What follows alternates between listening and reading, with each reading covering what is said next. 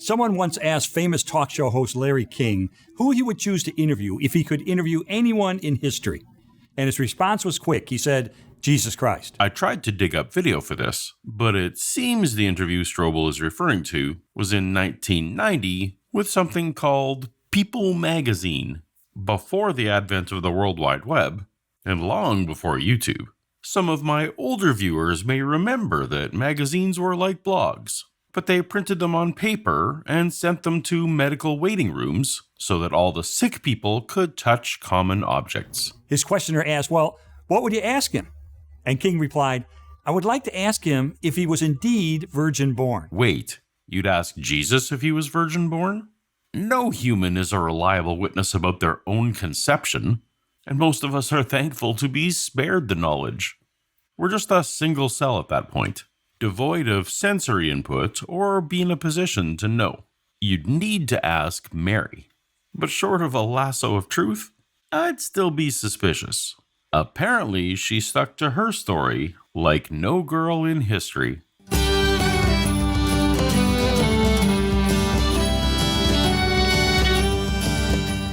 Welcome to Paulogia, where a former Christian takes a look at the claims of Christians. And welcome to part 3 of our investigation into Lee Strobel's 4-part Case for Christmas. If you want to check it out from the beginning, tap on the playlist above my head, and you'll be set. Well, King is right. If Jesus of Nazareth were born of a virgin, then that would really change everything, wouldn't it? Because it would be strong confirmation of his identity as the unique Son of God. But of course, Jesus isn't physically here to ask him about it, and besides, how could anyone prove that their conception was virginal? Yes, this gets into some strange and unsavory territory. Let him with you. Showtime. Even DNA tests could prove only that Joseph wasn't the father, not who the father actually was. I mean, unless God was willing to provide a cheek swab for comparison. In a different interview, Larry King was asked what question he might have for God. Larry astutely said, "Do you have a son, and who is he?" Assuming a God who cannot lie, this answer would settle the Jesus lineage far more conclusively than the question to the son. It's interesting to note that an impressive 79% of Americans believe that the virgin birth took place. This number seems to come from a 2003 study by Newsweek, also a magazine. Pew Research Center usually has the best data on this kind of thing. In 2013, they reported that 73% of Americans believe in the virgin birth. By just 2017, that dropped to 66%. They don't have an update since, and we obviously don't conclude what is true by taking a survey of people's opinions. But these numbers are not heading in Strobel's direction. Unlike the resurrection, where we have eyewitnesses and an empty tomb. Do we, though? I have a playlist examining the evidence for the resurrection, and spoiler alert, we have no first-hand eyewitnesses at all, and plenty of reasons to suspect that Jesus was never even placed in a tomb, let alone left one behind. We can't marshal that same kind of facts to prove that a virgin birth took place. Virgin birth has even less evidence. Great. But here's what we can do. We can see if the virgin birth makes sense, both theologically and scientifically. Theologically and scientifically, it would make sense that Joseph Smith translated golden plates. Theologically and scientifically, it would make sense that the Archangel Gabriel delivered revelation from God to the Prophet Muhammad in a cave. Theologically and scientifically, it would make sense that Xenu dropped paralyzed bodies into active volcanoes. I hope you get the point. This isn't a great way to determine the historicity of events. For the sake of time, I'm going to skip over Lee's sermon on the theological import of the virgin birth. First, it makes it possible for Jesus to be both fully God and fully man. Second, the virgin birth makes it possible for Christ to be born without original sin. So, there are good theological reasons for the virgin birth. And since there are important theological requirements at stake, one can imagine all the more reason for Christians to have invented the story as a way to elevate Jesus' status. Now, some critics maintain that the virgin birth is a mere story that was invented by Christians many years after Jesus' death as a way to elevate his status. But the evidence contradicts that. Oh? What evidence could that be? Actually, the reports of the virgin birth are quite early. In fact, within the first generation of Christians. Oh, I see. Lee inserted the many years qualifier into the objection, and now if he can be the arbitrator of what many years means, then to his audience he will have somehow disproven legendary development. You may recall from part 1 that time isn't a factor here, the way that Lee purports it to be. But for now, let's see where this goes. Matthew and Luke both talk about the virgin birth in their Gospels. And as we saw in our last session, these Gospels themselves come quite quickly after Jesus' death. Luke within 30 years or so, and Matthew also within that first generation. Last week, I produced a video for Vice Rhino's channel, in part on the Gospel timeline put forth by non-scholar apologists Lee Strobel and his friend J. Warner Wallace, which I'd encourage you to check out to support Rhino's channel this month. But in short, here's evangelical Christian historian Mike Licona to set the table here. How do we know? Let's look at a little timeline here, and we can see that most scholars believe that Jesus was crucified and died in either April of 30 or April of 33. Doesn't matter which one of those two. They also agree that the Gospels were written somewhere between the years 65 and 95, or approximately 35 to 65 years after Jesus' death. Now, some scholars, like Dennis, will place one or more of the Gospels a little bit later. Some scholars will place one or more of the Gospels a little bit earlier than that. But by far, the majority of critical scholars today put them in at these dates. And remember how we noticed similarities and some differences in the account of Jesus' birth in Matthew and Luke? More differences than similarities. Some of the same characters. We'll use the Force. That's not how the Force works. This indicates that the two of them were drawing on even earlier and independent sources. When we study how many times Mary and Joseph are mentioned in each gospel, we find that Luke's account is essentially based on Mary's perspective. In fact, he may very well have interviewed Mary or her friends before he wrote his gospel. Or he may very well have simply drawn on the legends that had arisen in the decades that had passed, but skewed it towards the Mary-centric ones. Or he may very well have invented the unique details found in Luke, purely from his own imagination. My scenarios are no more speculative than Lee's. The New Testament scholar Richard Bauckham argues that the material that's unique to Luke may have come from Joanna or Susanna, both of whom Luke mentions in Luke 8, verse 3 and 24, verse 10, and who undoubtedly knew Mary. What Bauckham argues in his 2002 book, Gospel Women, is a form of the 6 degrees of separation game between Mary, mother of Jesus, and the author of Luke. In Luke 24:10, Mary is with a woman named Joanna. On the other side of the chain, Christians like Lee think that the author of Luke was a traveling companion of Paul. And in his letter to the Romans, Paul asks them to say hi to a woman named Junia. Now, this chain may seem incomplete, but what if Joanna and Junia were really the same person? While Joanna and Junia are not translations of the same name, the way that Jesus is a translation of Yeshua or Joshua, apparently Joanna and Junia sound close enough for Bauckham to express his speculation. Now, this baby will be related to Michael through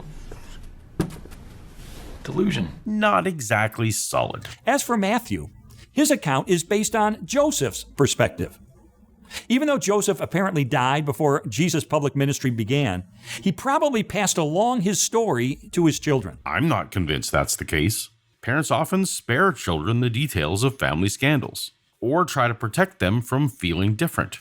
The conception story of your sibling isn't something you want to hear at the best of times. And we know that Matthew and James, who was a half-brother of Jesus, were both early leaders of the church in Jerusalem. So, Matthew might very well have heard Joseph's perspective of the birth of Jesus from James. Or, again, may well have heard it from legends developed in the early Christian community. Or may well have just made them up. All plausible. In any event, the story of the virgin birth predates both the Gospels of Matthew and Luke. And that means it wasn't some later legend. That doesn't follow. predating the Gospels doesn't protect the virgin birth story from being a legend. Fake news can arise and take hold very quickly. And for this, we're talking decades of time. But is the virgin birth scientifically plausible? Scientifically plausible? I mentioned in The Case for Christmas the story of Dr. William Lane Craig, a philosopher who originally thought the idea of the virgin birth was absurd. Why? Because women lacked the genetic material necessary to create a male child. So for Mary to give birth to a son, it would have necessitated the creation of a Y chromosome out of nothing in Mary's ovum. Okay, so if Jesus had been a girl, then William Lane Craig thinks the virgin birth would not be absurd? In recent years, we've had the emergence of the self-cloning Mammal-Krebs crayfish, carrying an all-female mutation that it continually produces its own fertilized eggs, which developed into exact clones of the mother. With such rapid reproduction, this clone species has become quite an ecological problem in areas where it has taken hold. Now classified as Procambarus fallax, it was once called Procambarus virginalis. Is that what Dr. Craig meant? If Mary had mutated to produce her own fertilized eggs, then he would have bought into the science of the story? Dr. Craig went on to earn 2 doctorates and to talk about me on podcasts. He had a brain-dead Christian faith. become a leading proponent of what is called the Kalam cosmological argument for the existence of God. This argument consists of 3 points. Oh boy, here we go. I have a number of videos on my channel about the problems with the Kalam cosmological argument, including this recent one with Dr. James Fodor. So we won't go into depth here, but it'll be interesting to see how this relates to Christmas. First, it says that whatever begins to exist has a cause. Now, ask yourself, can you think of anything that began to exist that doesn't have a cause behind it? No. Even the famous skeptic David Hume said, "I have never asserted so absurd a proposition as that anything might arise without a cause." It's my understanding that earlier versions of cosmological arguments used a first premise more along the lines of everything that exists has a cause. The problem is that God exists and would therefore require a cause. Everything that begins to exist is the apologist's way around needing special pleading for God. But the trouble here is that many cosmologists hold that matter in the form of energy, or some other elementary material, did not begin to exist in the temporal sense we would understand. This same loophole exemption for God also lets the cosmos escape. Second, scientists now agree that our universe began to exist at some point in the past. Correct. Scientists agree that our particular instantiation of space-time began to exist at the Big Bang.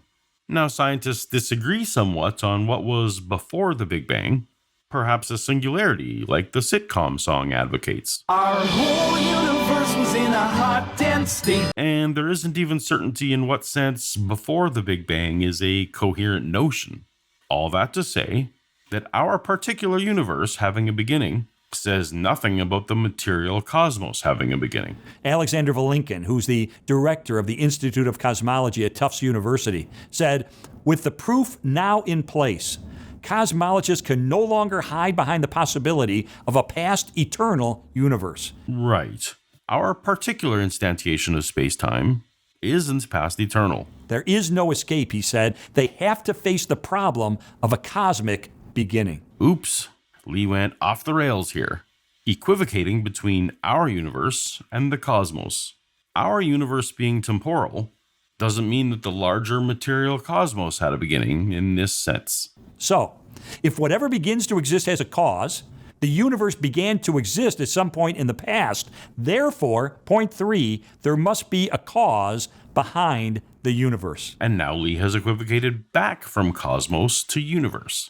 I know that some apologists want to defend a Kalam that uses cosmos throughout, but Strobel isn't one of them. He's being slippery in order to appeal to science in one point and ignore it elsewhere. Now, think about it for a moment.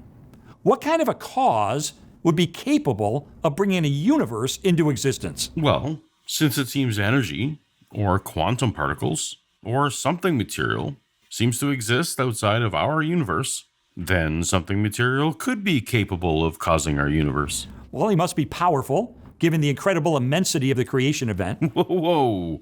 Hold on there, Lee. Why are you assuming that the cause is a he? This is another equivocation.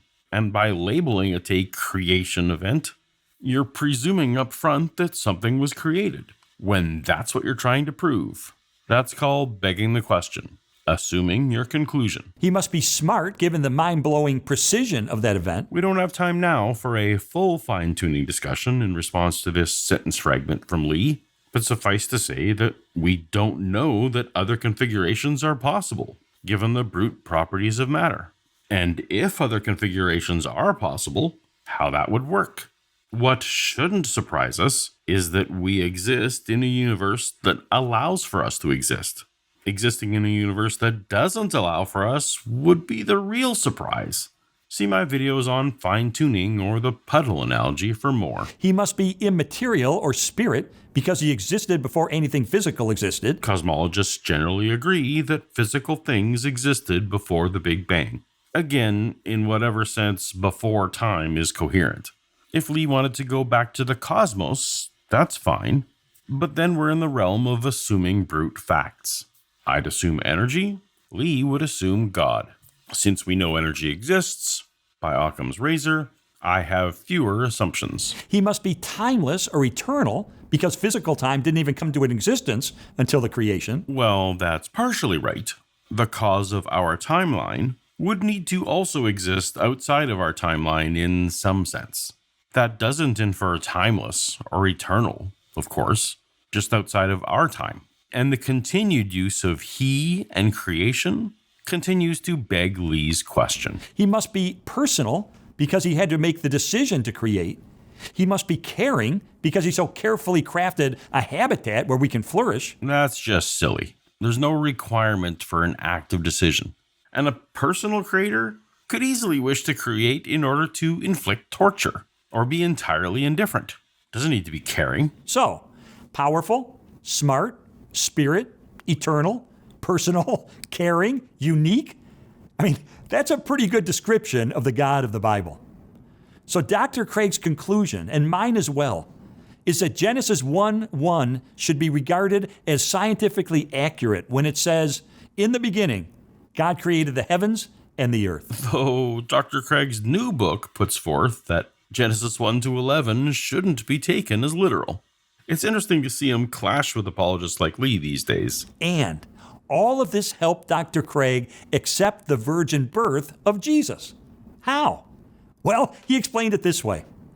If I really do believe in a God who created the universe, then for him to create a Y chromosome would be child's play. And on this, we finally have some agreement. If a God created the universe from scratch, then impregnating a woman would be trivial for such a being. The only reason to doubt the possibility of the miracle itself would be a prior commitment to philosophical naturalism. That is, the belief that the material world is all that exists and that there is no such thing as God or supernatural intervention. I don't need to hold to philosophical naturalism to doubt miracles in general, or a specific miracle in particular.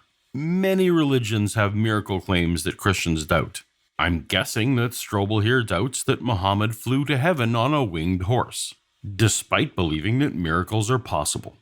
All one needs for doubt is a lack of evidence, not a hard commitment to philosophical naturalism. Sufficient evidence will convince me, and I was hoping this series would have it. If one, however, acknowledges the existence of a God powerful enough to create all that exists, there remains no reason to doubt that such a God could intervene in history in this supernatural kind of way. I agree. Sadly, I can't acknowledge anything that I'm not convinced of. One step at a time. This is indeed the God who is presupposed on every page of the Bible. Presupposition is to assume something before the evidence is presented. This is not the kind of thinking Lee Strobel advertises when he touts himself as an investigative journalist who is swayed by evidence. Now he's advocating for assuming that God exists so that the rest of it seems plausible. This is having a conclusion and then looking for data to support it, rather than being led to a conclusion by the evidence. This kind of reasoning would have got him fired as a journalist. but apparently makes him hugely successful as a Christian apologist. Or maybe Strobel is saving all the really good evidence for part 4 of the case for Christmas. If a God exists who is big enough to create the universe in all its complexity and vastness, why should a mere miracle be such a mental stretch? Even a miracle like Christmas. And with that, this is probably a good time to remind you of the Dr. Bart Ehrman Did Christmas Really Happen? 4-session seminar happening live on December 5th. If you go to tinyurl.com/Bartmas, that's BARTMAS, listed in the description, you can attend live, but also have permanent access to replays of the whole thing after the fact, making it a great Christmas gift for someone in your life who could use some skepticism from a world-renowned scholar. And by using this link, you'll also be directly supporting my channel, so thank you. If our final episode of our Case for Christmas series is up, you'll see the thumbnail on screen now. So give it a tap, and I'll see you over there. Happy solstice! Later.